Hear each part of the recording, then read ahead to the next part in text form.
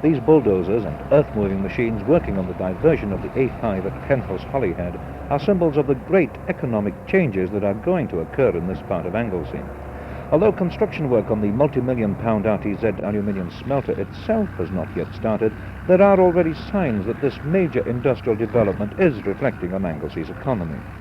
Small rural industries in the area are being approached by the main contractors working on the A5 diversion to carry out various types of work or to supply material which the contractor cannot obtain from their normal depots. Fuel for the bulldozers and earth-moving machines is supplied by a local firm.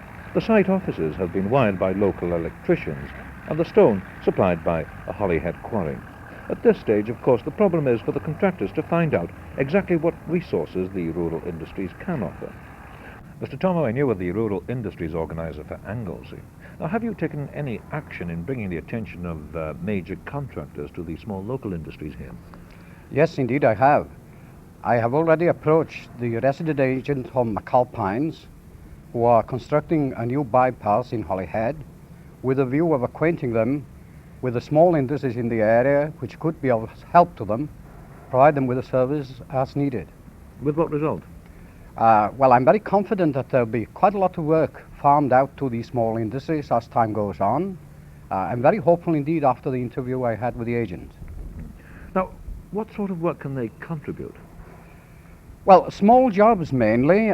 There's a woodworking machinery manufacturers in Gwledig who have already installed plants to the value of about £1,500, anticipating that there would be quite a lot of work coming as a result of this industrial development. Of course, we've only been discussing the bypass of the A5. What happened, or what will happen, when the Rio Tinto smelter is constructed? Well, I am hoping that the same thing will apply. Then I shall certainly contact the contractors who are building the factory and hope to start a liaison between the small industries and this new industrial development.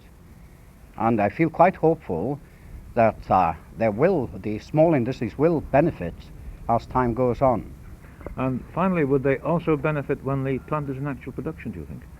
Oh yes, not only directly but indirectly. As this industrial development takes place, I am sure that this will reflect in the economy all round, and this will certainly bring work to the smaller industries.